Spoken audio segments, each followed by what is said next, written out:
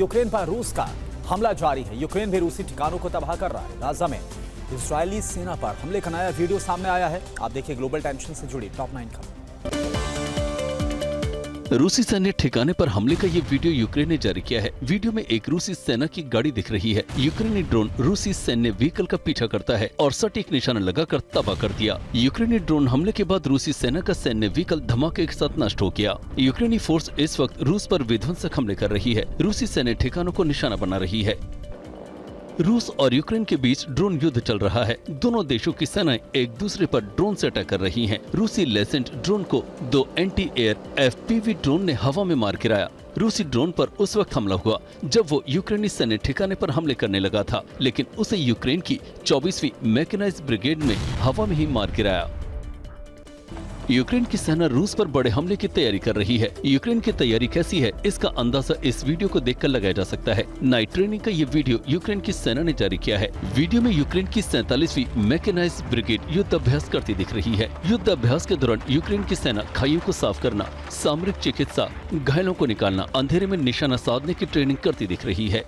रूस का यूक्रेन पर भीषण हमला जारी है। रूस की सेना कीव के अलग अलग ठिकानों पर ड्रोन हमले कर रही है। रूसी हमलों में यूक्रेन की सैन्य ठिकाने को तबाह कर दिया। रूस की सेना लगातार कीव को टारगेट कर रही है। कीव पर हमले के लिए ड्रोन का इस्तेमाल किया जा रहा है।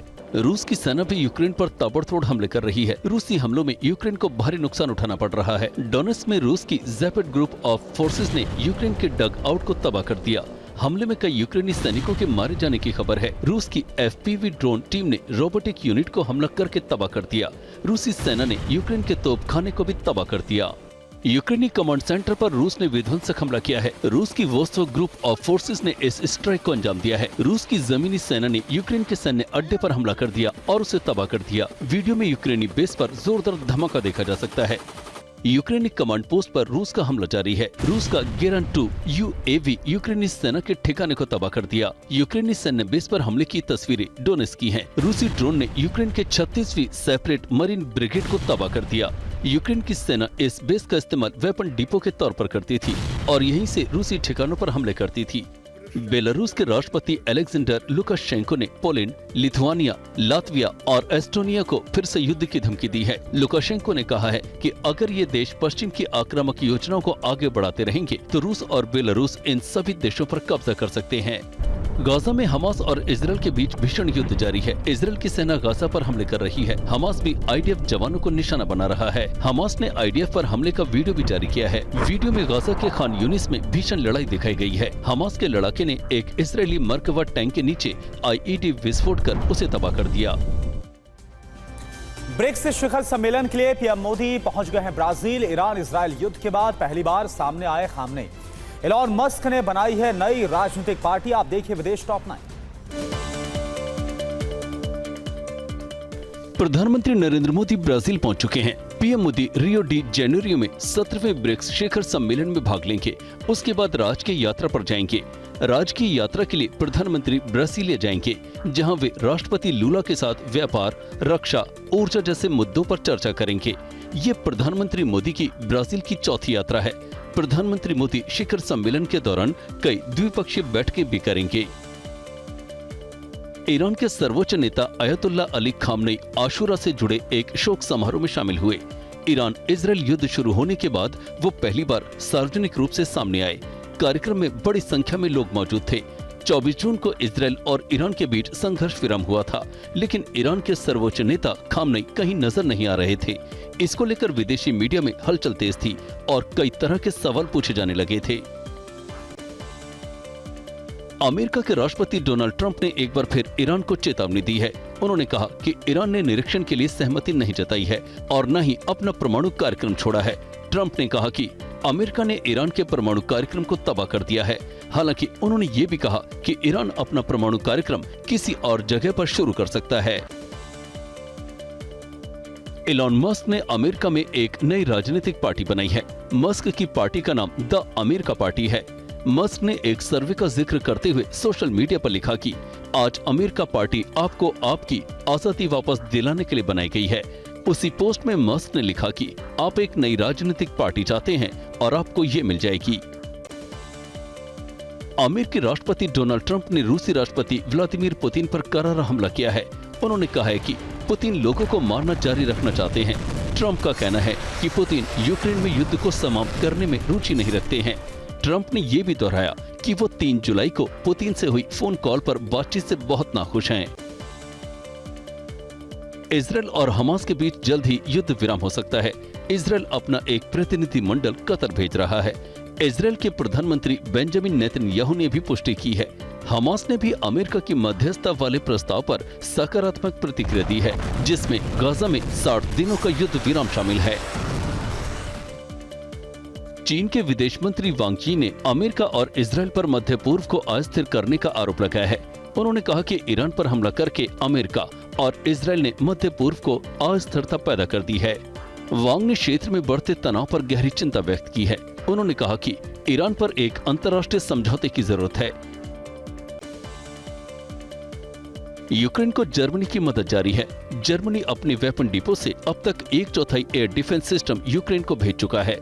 जर्मनी के पास कुछ 12 पैट्रियट एयर डिफेंस सिस्टम थी, जिसमें से 3 वायु रक्षा प्रणाली को वो यूक्रेन को दे चुका है। जर्मनी 2 और patriot air defence system Ukraine को देने पर विचार कर रहा है। इसके लिए वो अमेरिका से भी बात कर रहा है। मेक्सिको में टूरिज्म और शहरीकरण के खिलाफ विरोध प्रदर्शन जारी है। कोंडिसा और रोमा जैसे टूरिस्ट एरिया में शांतिपूर्ण तरीके से शुरू हुआ प्रदर्शन बाद में हिंसक हो गया। कुछ नकाबपोश प्रदर्शनकारियों ने कई दुकानों में लूटपाट, तोड़फोड़ और आगजनी की। साथ ही प्रदर्शनकारियों ने टूरिस्ट मेक्सिको से बाहर जाओ, हमारे घर चुराना बंद करो जैसे नारे लगाए। दलाई लामा के जन्मदिन पर चीन में चिंता है। पंजाबी एक्ट्रेस के पिता पर हमला हुआ, गोलियों की आवाज से दहल गया मुजफ्फरनगर। देश की खबरों के लिए आप देखिए देश टॉप 9। बौद्ध धर्मगुरु दलाई लामा का आज 90वां जन्मदिन है। इस मौके पर हिमाचल प्रदेश के धर्मशाला में बड़ा कार्यक्रम होने वाला है। पूरी दुनिया की नजर आज हिमाचल प्रदेश के धर्मशाला पर है, क्योंकि दलाई लामा आज अपने उत्तराधिकारी को लेकर कोई ऐलान कर सकते हैं। चीन और अमेरिका जैसे देशों की निगाहें धर्मशाला में आज होने वाले कार्यक्रम पर है। 14वें दलाई लामा ने संकेत दिया है कि पारंपरिक पुनर्जन्म के अलावा उद्धव भी उत्तराधिकार का एक वैकल्पिक तरीका हो सकता है। पंजाब के मोगा में पंजाबी अभिनेत्री तानिया कंबोज के पिता को 2 अज्ञात युवकों ने गोली मार दी। डॉक्टर अनिलजीत कंबोज गंभीर रूप से घायल हैं। आरोपी युवक क्लिनिक में मरीज बनकर आए थे। इनमें से एक ने कहा कि उसके पैर में इन्फेक्शन है, जांच करानी है। जैसे ही डॉक्टर अनिलजीत कंबोज ने उसके पैर की जांच करनी शुरू की, पीछे खड़े दूसरे युवक ने अचानक फायरिंग कर दी। सीसीटीवी के आधार पर पुलिस हमलावरों की तलाश में जुटी है। दनादन फायरिंग की तस्वीरें यूपी के मुजफ्फरनगर की हैं। देखिए कैसे ये बदमाश अंधाधुंध फायरिंग कर रहे हैं। फायरिंग की घटना को अंजाम देकर नकाबपोश बदमाश फरार हो गए। घटना के बाद इलाके में डर और दहशत का माहौल है। बताया जा रहा है कि जिस परिवार पर गोली चली है, उनका अपने पड़ोसियों और गांव के प्रधान से पुराना विवाद चल रहा है। पुलिस इस एंगल से भी मामले की जांच कर रही है।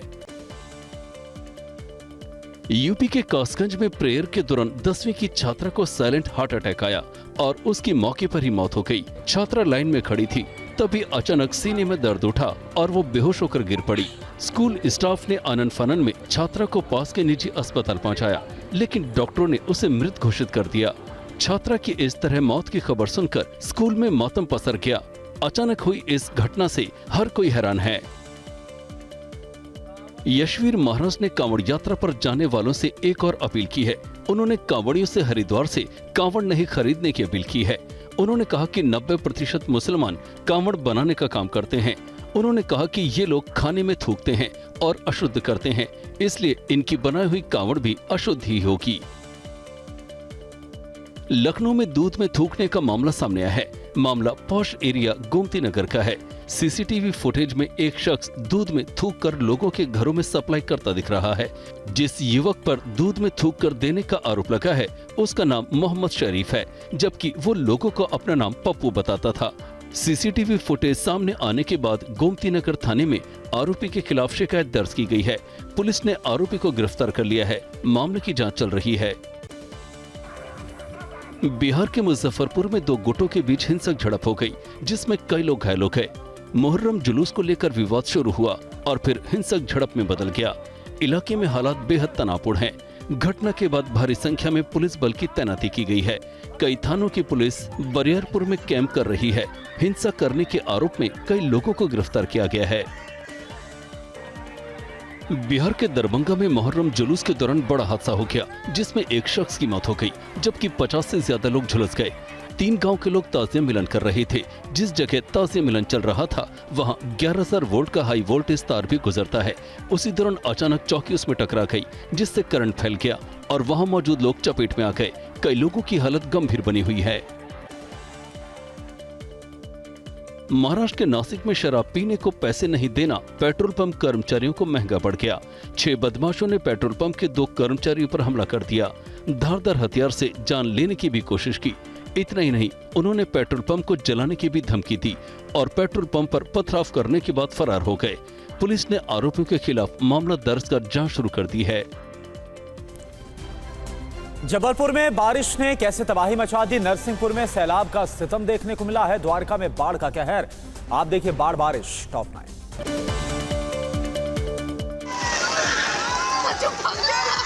मध्य प्रदेश के जबलपुर में गैस सिलेंडर से भरा एक ट्रक तेज बहाव में बह गया। हादसे के वक्त ट्रक पुल पार कर रहा था।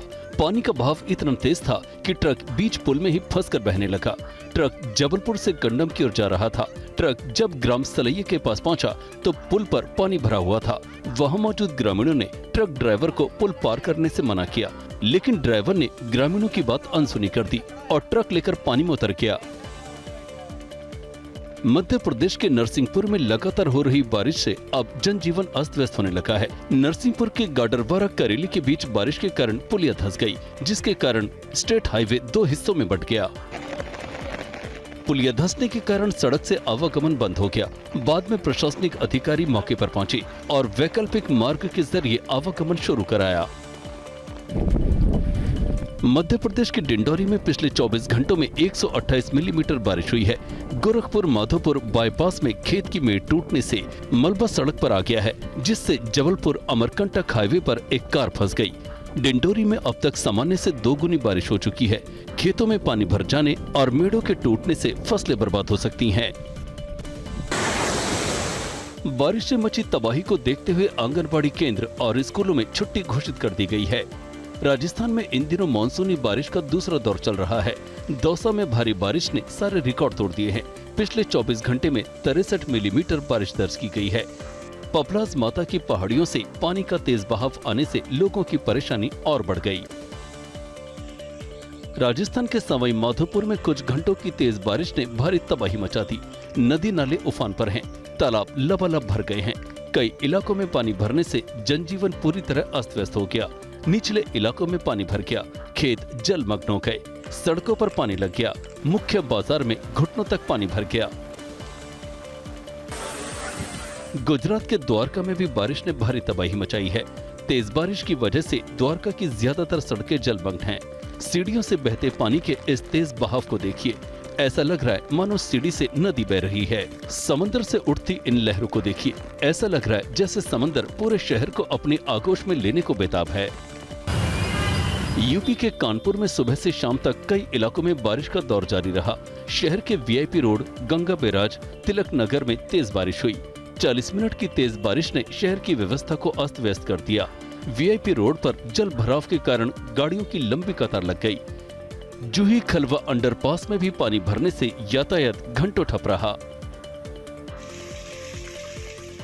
यूपी के मिर्जापुर में बारिश के चलते कहीं सरकारी अस्पताल में पानी घुस गया तो कहीं घाटी में भूस्खलन हो गया। न्यू पीएचसी ड्रमंडगंज में पानी घुसने से मरीज के साथ ही डॉक्टरों को परेशानी हो रही है। बारिश से ड्रमंडगंज घाटी में जगह जगह भूस्खलन होने के कारण सड़क पर मलबा पड़ा है।